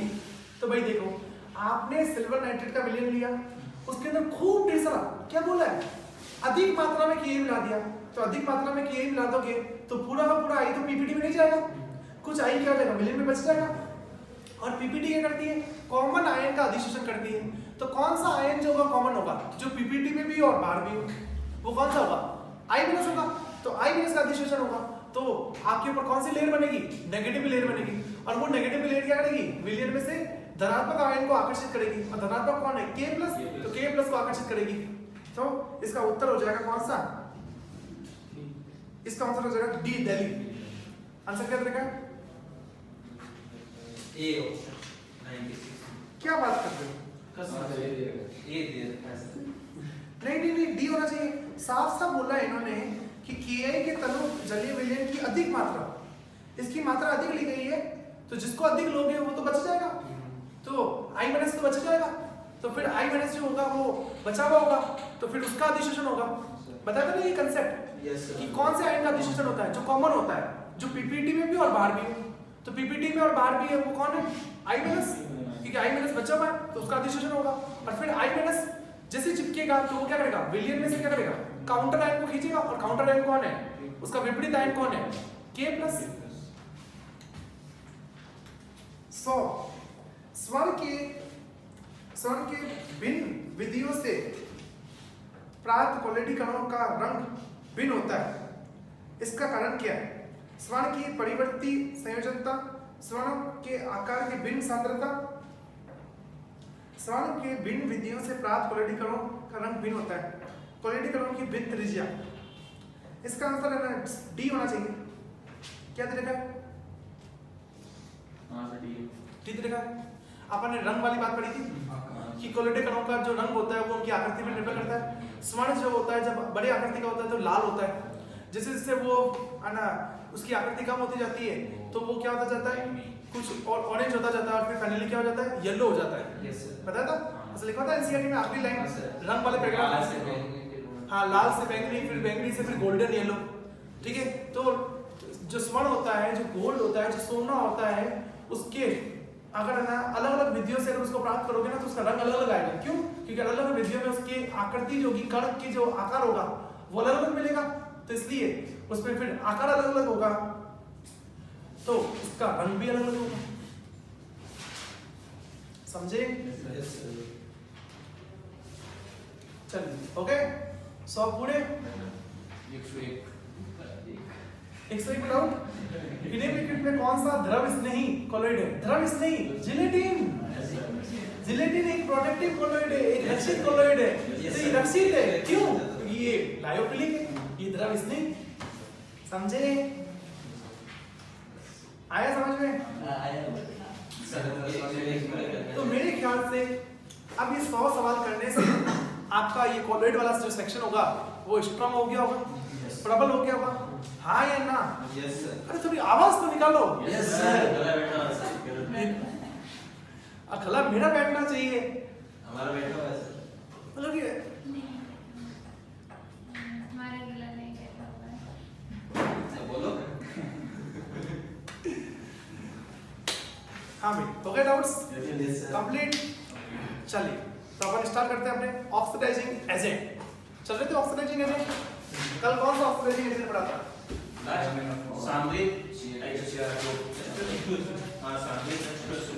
सांद्रित H2SO4, कौन H2SO4? कौन H2SO4 क्या होता है? एक ऑक्सीकरण होता है, सामने में क्या करता है, ऑक्सीडाइज, और खुद होता है रिड्यूस। रिड्यूस होने किस में जाता है, अपचयित होकर किस में जाता है, SO2 में। जब भी कॉम H2SO4 जब रिड्यूस होगा तो रिड्यूस होने पे हमेशा क्या देगा, SO2। हाँ या ना? Yes sir. याद आया? ओके। और कुछ एग्जांपल भी बताए थे? Yes sir. बताए थे कि नहीं बताए थे? अगला लिखो, अगला है कंसंट्रेटेड HNO3, कॉन्क HNO3, बातचीत नहीं, कॉन्क HNO3 क्या है? कॉन्क HNO3 भी एक अच्छा खासा ऑक्सीकारक है, एक अच्छा खासा बोलो बोलो ऑक्सीकारक है, ठीक है। तो ये एक ऑक्सीकारक है, तो ये क्या करेगा, क्या करेगा, हाँ सामने वाले को लूट लेगा, ठीक है, उनसे इलेक्ट्रॉन ले लेगा, ठीक है, और खुद की तिजोरियां भर देगा, ठीक है। तो सामने वाले को करेगा ऑक्सीकारक और खुद होगा अपचय, और जब भी अपचय होता है ना तो हमेशा अपचय में क्या देता है, NO2, हमेशा अपचय में क्या देगा, NO2 गैस, ठीक है। जैसे आपने जिंक के अंदर मिला दिया कॉन्क HNO3, तो जिंक के अंदर कॉन्क HNO3 मिलाओगे तो क्या होगा, तो जैसे ही आप जिंक के अंदर कॉन्क HNO3 मिलाओगे तो ये बहुत अच्छा ऑक्सीडाइजिंग एजेंट है, बहुत अच्छा ऑक्सीकारक है, तो सामने वाला को कर देगा ऑक्सीडाइज, तो जिंक को कर देगा ऑक्सीडाइज, और जिंक को ऑक्सीडाइज करेगा तो जिंक को किस में भेजेगा, +2 में। जिंक की एक ही ऑक्सीकरण अवस्था होती है, +2 होती है, तो जिंक को भेजेगा +2 में और खुद हो जाएगा अपचय, और जब खुद अपचय होगा तो क्या देगा, हमेशा NO2। आया समझ में, ठीक है। अब किताब में जिंक +2 को ऐसे बता देती है, ZnNO3 होल ट्वाइस। अब ऐसा क्यों, क्योंकि विलियम में जो जिंक +2 बना है तो उसके ऊपर जो +2 आवेश है वो संतुलित तो हो रहा होगा, तो उसको संतुलित करने वाले कौन होंगे वहां पे, NO3- होंगे, और एक जिंक +2 को संतुलित करने के लिए कितने NO3- होंगे, 2, तो एक जिंक +2 संतुलित हो रहा होगा 2 NO3 से, तो किताब में बता दिया जाता है ZnNO3 होल ट्वाइस। लेकिन इसका मतलब समझना कि अगर आप किताब में ये ऐसे लिखा हुआ है तो इसका मतलब ये नहीं कि ये वहां पे जुड़े हुए नहीं, जिंक +2 जो है वो 2 NO3 से संतुलित होगा, लेकिन पानी में जिंक +2 अलग है, NO3 अलग है, ठीक है, क्योंकि ये नाइट्रेट है और नाइट्रेट पानी में घुलते हैं, नाइज आर सॉल्युबल, नाई लोग पानी में घुलते हैं, ओके। तो ये क्या होगा, एक्वस, कि मतलब कि ये जुड़े हुए नहीं होंगे, जिंक अलग होगा, NO3- अलग होगा, ठीक है। कुल विलयन जो होगा वो संतुलित होगा, ये एक जिंक +2 2 NO3 से संतुलित होगा, समझे। अब देखो कॉपर के अंदर हमने मिला दिया कॉन्क HNO3, क्या होगा, Cu+2, तो कॉपर के अंदर कॉन्क HNO3 मिलाओगे तो कॉन्क HNO3 क्या है, एक ऑक्सीकारक है, ठीक है। देखते ही होना चाहिए कॉन्क HNO3 क्या है, ऑक्सीकारक है, सामने वाले को कर देगा ऑक्सीडाइज, सामने वाला कौन है, कॉपर, तो कॉपर को ऑक्सीडाइज कर देगा, तो कॉपर को ऑक्सीडाइज करेगा तो किस में भेजेगा, कॉपर +1 में, कॉपर +2 में, तो कॉपर की दो ऑक्सीकरण अवस्थाएं होती है, एक +1 होती है, एक +2 होती है, ठीक है।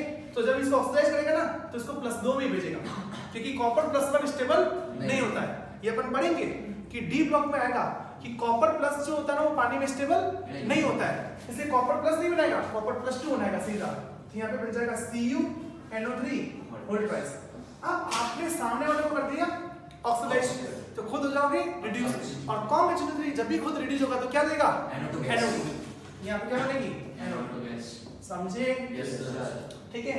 हमने Ag के अंदर मिला दिया कंसंट्रेटेड HNO3, कॉन्क HNO3 क्या होगा, तो कॉन्क HNO3 Ag को करेगा ऑक्सीडाइज। अब सवाल उठता है कि Ag को ऑक्सीडाइज करके किस पे भेजेगा, तो Ag की एक ही मोस्ट स्टेबल ऑक्सीडेशन स्टेट है, Ag की एक ही ऑक्सीडेशन स्टेट होती है, कौन सी, +1। Ag के जितने भी कंपाउंड देख लो, आपने इतनी केमिस्ट्री पढ़ी है, Ag की आपको एक ही ऑक्सीकरण अवस्था दिखी होगी, कौन सी, +1, तो इसको ऑक्सीडाइज करेगा, तो इसको ऑक्सीडाइज करके किसमें भेजेगा, Ag+, यहाँ पे बन जाएगा AgNO3। एक Ag को संतुलित करने के लिए कितने NO3 चाहिए, एक, तो अपन लिख लेंगे AgNO3।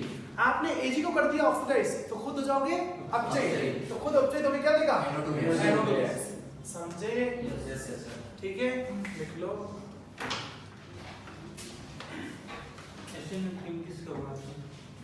HNO3 में नाइट्रोजन का मालूम, नाइट्रोजन पहले +5 में था, +4 में चला गया,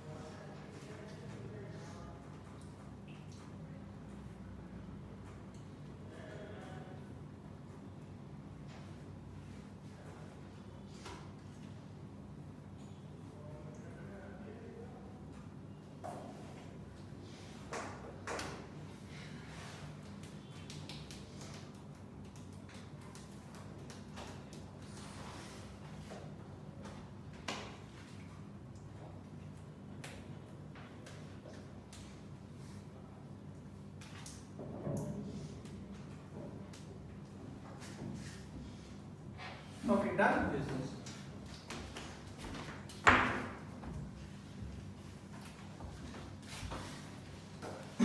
अब देखो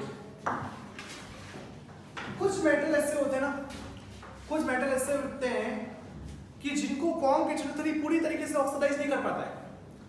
ये जो कॉन्क HNO3 है ना, सांद्रित HNO3, ये पूरी तरीके से उनको ऑक्सीडाइज नहीं कर पाता है। उनको बस थोड़ा सा ही ऑक्सीडाइज करता है और फिर ऑक्सीडाइज करना बंद कर देता है, उनको ऑक्सीडाइज करना बंद कर देता है। ठीक है, ये पता है आपको कि कुछ धातुएं ऐसी होती हैं जो मतलब कि ऑक्सीडाइज हो सकती हैं, लेकिन सांद्रित HNO3 उसको पूरा ऑक्सीडाइज नहीं कर पाता है। वो स्टार्टिंग में उनको थोड़ा थोड़ा ऑक्सीडाइज करता है और फिर कुछ समय के बाद ऑक्सीडाइज करना बंद कर देता है। ऐसी कौन सी धातु है बता सकते हो मुझे? ये आपने 10वीं में पढ़ी है, ये 11वीं में पढ़ी है, ये 12वीं में पढ़ी है। Fe जो होता है कि मतलब कि स्टार्टिंग में HNO3 के साथ रिएक्शन करता है, स्टार्टिंग में प्रारंभ में HNO3 से ऑक्सीकृत होगा, लेकिन कुछ समय के बाद ऑक्सीकृत होना बंद कर देगा। HNO3 उसको ऑक्सीडाइज नहीं कर पाएगा। खूब HNO3 पड़ा है, खूब Fe पड़ा है, लेकिन रिएक्शन बंद हो जाएगी, अभिक्रिया बंद हो जाएगी। और कौन है? Fe होता है, क्रोमियम होता है, एल्यूमिनियम होता है, ठीक है, कोबाल्ट होता है, बेरिलियम होता है। ठीक है, ये बहुत फेमस मेटल है। तो ये बहुत फेमस मेटल है कि ये स्टार्टिंग में जो होते हैं HNO3 से क्या होते हैं? ऑक्सीडाइज होते हैं। स्टार्टिंग में HNO3 के साथ रिएक्शन करते हैं, ठीक है, HNO3 होता है रिड्यूस और ये मेटल खुद होते हैं ऑक्सीडाइज। लेकिन ये काम ज्यादा लंबे समय तक नहीं चल पाता, बहुत थोड़ा सा होता है, बहुत कम होता है और फिर ऑटोमेटिकली ये काम बंद हो जाता है, रुक जाता है। खूब डेंसिटी धातु पड़ी है, खूब डेंसिटी HNO3 पड़ा है, लेकिन रिएक्शन नहीं हो पाती। ठीक है, तो ऐसे कौन से मेटल है? ये ऐसे हैं कौन से नसीब वाले मेटल जो थोड़े से ऑक्सीडाइज होते हैं और फिर रिएक्शन करना बंद कर देते हैं? ऐसा कौन है? तो ऐसे हैं फेको नहीं करारे आलू और बेर। फेको नहीं करारे आलू और बेर। फे मतलब Fe, को मतलब कोबाल्ट, नहीं मतलब निकल, करारे मतलब क्रोमियम, आलू मतलब एल्यूमिनियम, आलू एल्यूमिनियम है, ठीक है, और मतलब कुछ नहीं, और बेर मतलब बेरिलियम। ठीक है, तो हमारा बेरिलियम में बेर है। ठीक है, कि इनको मतलब कि अनजान लोग मत समझो, ये हमारे अपने वाले हैं। ये बेरिलियम जो है वो और कोई नहीं है, बेर ही है। ठीक है, इसको बेर की तरह समझो और खा जाओ इसको। ठीक है, अपने दिमाग में धारण कर लो कि Fe, कोबाल्ट, निकल, क्रोमियम, एल्यूमिनियम, बेरिलियम ये ऐसे मेटल हैं जो स्टार्टिंग में HNO3 के साथ अभिक्रिया करते हैं और कुछ समय के बाद रिएक्शन करना बंद कर देते हैं। ठीक है, तो ऐसे सुनते क्लिक होना चाहिए, एग्जाम में आ जाए कि ऐसा कोई आपको कहेंगे कि बताइए कि विकल्प में से ऐसे कौन से धातु हैं जो प्रारंभ में कुछ थोड़ी बहुत रिएक्शन करते हैं और कुछ समय बाद रिएक्शन करना बंद कर देते हैं। तो ये सुनते क्लिक होना चाहिए, वो कौन से हैं? फेको नहीं करारे आलू और बेर। अब सवाल ये उठता है कि ऐसा क्यों कि स्टार्टिंग में रिएक्शन होती है और फिर रिएक्शन करना बंद कर देते हैं, ऐसा क्यों? एक्चुअल में क्या होता है कि यहाँ पे एक ऑक्साइड की लेयर बन जाती है, एक ऑक्साइड की परत बन जाती है कि इनकी सतह पे क्या होता है कि जैसे जैसे ये स्टार्टिंग में रिएक्शन करते जाते हैं ना, HNO3 इनको स्टार्टिंग में रिएक्शन करता है, इनको ऑक्सीडाइज करता है, तो यहाँ पे एक ऑक्साइड बनता जाता है और वो ऑक्साइड की जो परत होती है ना, वो इनके ऊपर क्या हो जाती है? इनकी सतह पे जमा होती जाती है, जमा होती जाती है, जमा होती जाती है, जमा होती जाती है, जमा होती जाती है और इनकी ऑक्साइड की परत इतनी हार्ड होती है कि वो परमानेंटली उसमें क्या होती है? चिपक जाती है उसकी सतह पे। तो फिर अंदर वाला जो Fe होता है ना, अंदर वाला जो Fe होता है, क्रोमियम होता है, कोबाल्ट होता है, अब वो रिएक्शन नहीं कर पाएगा। इसको ऐसे समझो कि मान लो कि ये जो कमरा है ये पूरा का पूरा लोहे से बना हुआ है, इसकी जो दीवारें हैं लोहे से बनी हुई है। ठीक है, और आपने यहाँ पे HNO3 भर दिया, तो जब आप HNO3 यहाँ पे भरोगे ना, तो वो HNO3 क्या करेगा? इसकी सतह पे आएगा, इसकी सतह के संपर्क पे आएगा और सतह पे कौन है? लोहे के परमाणु है। तो लोहे के परमाणु को क्या करेगा? ऑक्सीकृत करेगा और खुद ऑक्सीडाइज होगा। लेकिन यहाँ पे क्या होता है कि जैसे वो लोहे के परमाणु ऑक्सीकृत होते हैं ना, तो उनका ऑक्साइड बनने लग जाता है। क्या बनने लग जाता है? ऑक्साइड बनने लग जाता है और वो जो ऑक्साइड बनता है ना, वो ऑक्साइड इस सतह पे चिपकता जाता है। जैसे जैसे ये सतह वाले Fe रिएक्शन करते जाएंगे तो ऑक्साइड बनता जाएगा और ऑक्साइड जो होता है ना, वो क्या होता है? इस सतह पे चिपकता जाता है, चिपकता जाता है, चिपकता जाता है, चिपकता जाता है, चिपकता जाता है। तो इस सतह पे एक ऑक्साइड की लेयर बन जाती है और वो लेयर इतनी हार्ड होती है वो आसानी से हटती नहीं है। इस कारण से अंदर वाला जो Fe होता है ना, जो खूब ढेर सारा जो Fe अंदर पड़ा है वो अब इसके संपर्क में नहीं आ पाता, इससे रिएक्शन क्या हो जाती है, बंद हो जाती है। क्योंकि अधिक मात्रा में अगर परमाणु देखे जाए तो अंदर है, स्थूल मात्रा में देखे जाए तो अंदर है, ठीक है। सतह पे तो बहुत कम थे, तो बहुत कम लोग अभिक्रिया कर पाते हैं। स्थूल मात्रा में जो परमाणु है वो तो अंदर है, तो वो तो इसके संपर्क में आते ही नहीं है, क्योंकि यहाँ पे एक ऑक्साइड की परत बन जाती है, तो जिसके कारण अंदर वाले लोग इसके साथ रिएक्शन नहीं कर पाते, तो काम रुक जाता है। आया समझ में? ये एनसीईआरटी में लिखा हुआ है कि यहाँ पे सतह पे एक ऑक्साइड की लेयर बन जाती है, ऑक्साइड की परत बन जाती है, इसलिए अंदर वाले परमाणु जो होते हैं वो HNO3 के साथ रिएक्शन करना बंद कर देते हैं। आई बात समझ में? ठीक है, लिख लो।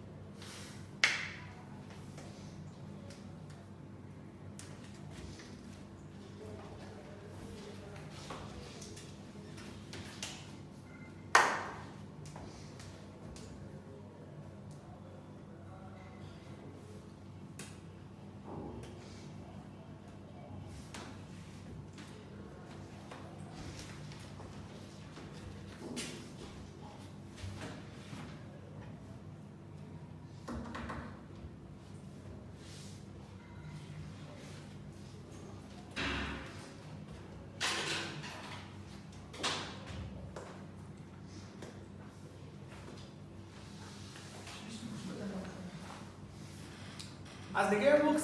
अरे वाह, क्या बात है। क्या वो नाइट्रोजन वाला पीएच कौन सा हाइड्रोजन वाला? इसमें आपने दिया था पढ़ने। हाइड्रोकार्बन में से हाइड्रोजन में दिया था पीएच। हाइड्रोजन में तो नहीं कहा था, हाइड्रोकार्बन में कहा था। हाइड्रोकार्बन में एल्केन वाला जो चैप्टर है उसमें एल्केन में फ्री रेडिकल हैलोजिनेशन के बाद में नियंत्रित ऑक्सीकरण, समावयनीकरण, एरोमेटिकरण, क्रैकिंग पढ़ा? नहीं पढ़ा। हाइड्रोजन ही दिया क्या करना पढ़ के, क्या करना? जिंदगी चल रही है ऐसे ही, कट रही है और कट जाएगी आगे।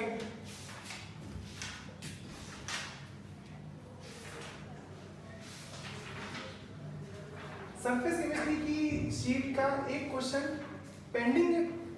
कौन सा क्वेश्चन पेंडिंग है? गुंजन ने कहा था व्हाट्सएप पे भेजना मुझे। चलो समझ गए? क्लियर? अगर अपन एक काम करें,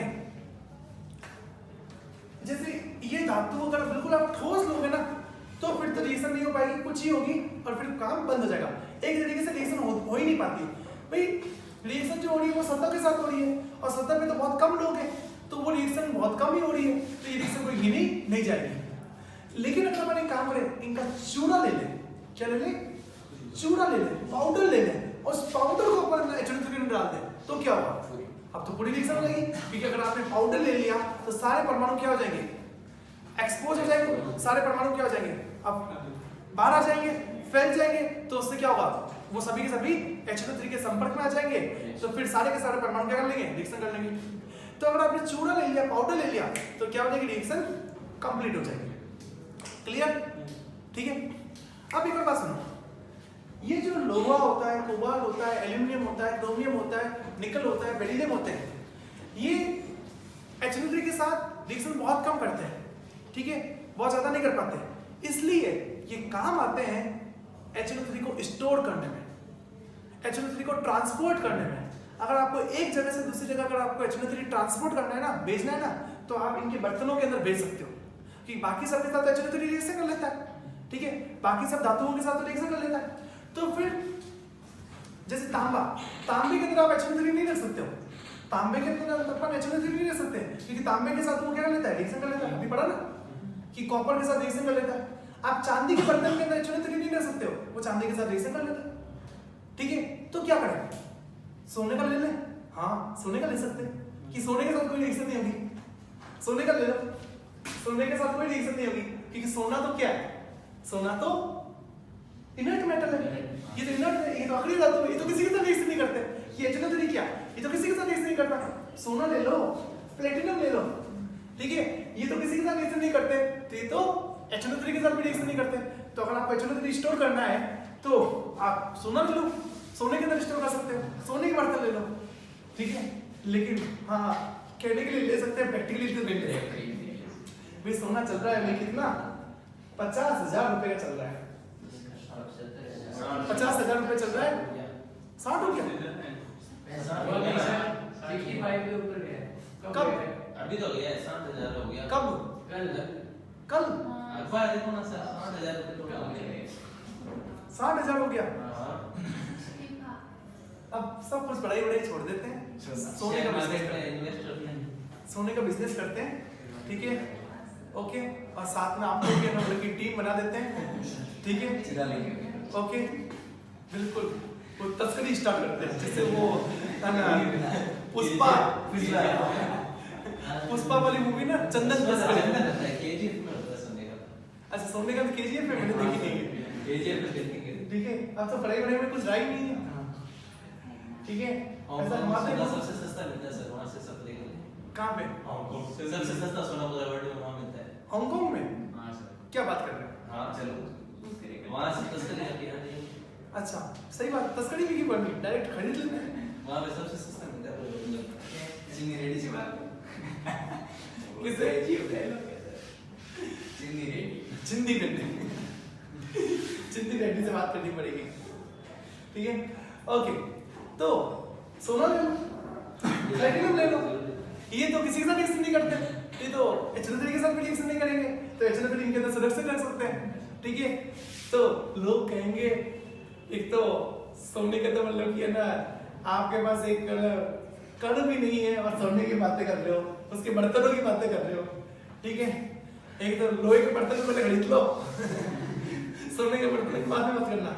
तो माना कि सोना और गोल्ड, क्या सोना और प्लेटिनम, गोल्ड और प्लेटिनम के अंदर स्टोर कर सकते हैं, लेकिन इनको अपन प्रेफर नहीं कर पाएंगे, ठीक है, तो क्या करें, तो बहुत सस्ता तरीका है, क्या, आप लोहे का बर्तन ले लो, लोहे से भी सस्ता, एल्यूमिनियम ले लो, एल्यूमिनियम तो और सस्ता है, ठीक है, तो लोग क्या करते हैं, एल्यूमिनियम के बर्तनों में H2O3 को स्टोर करते हैं, एक जगह से दूसरी जगह भेजना होता है ना, तो एल्यूमिनियम के बर्तन लेते हैं, उसमें H2O3 डाल के ट्रांसपोर्ट करते हैं, ओके, तो ध्यान रखना कि ये H2O3 के साथ अभी के लिए तो बहुत कम करते हैं, इसलिए काम आते हैं H2O3 को सुरक्षित करने में, स्टोर करने में, ठीक है, और उसको ट्रांसपोर्ट करने में, ठीक है, चलिए, तो अभी के लिए इतना ही, अब अपन मिलते हैं थोड़ी देर के बाद वापस, और अपन स्टार्ट करते हैं EAS में इलेक्ट्रोफाइल है कौन, कौन है इलेक्ट्रोफाइल,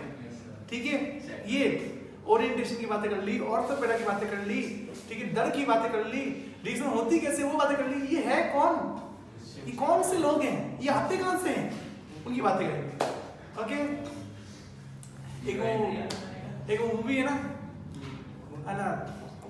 इसकी अरशद वारसी की मूवी है जोली LLB, उसमें वो कहते हैं ना अदालत में, जज साहब ये कौन लोग हैं, ये कहां से आते हैं, ये कौन मुंह उठा के आ जाते हैं, ठीक है, और हमारे से इस अच्छे से देश को बचा करने के लिए कौन लोग हैं, ठीक है, कहते कि नहीं कहता है, ठीक है, तो इस दिन बात हुई कि कौन लोग हैं जो हमारा जीवन खराब करने आ जाते हैं, हमारे इतने सुनहरे से जीवन में इतने ये भारी भारी नाम आ जाते हैं, इलेक्ट्रो स्नेही, नाभिक स्नेही, इलेक्ट्रोफिलिक एरोमेटिक समथिंग, है कौन ये लोग, ठीक है, तो आज पढ़ेंगे कौन है ये लोग, ठीक है, इनको भी न्याय मिलेगा, न्याय देंगे इनको भी, इनका भी अधिकार है, ठीक है, हमारा संविधान कहता है कि मतलब कि सबका अधिकार है।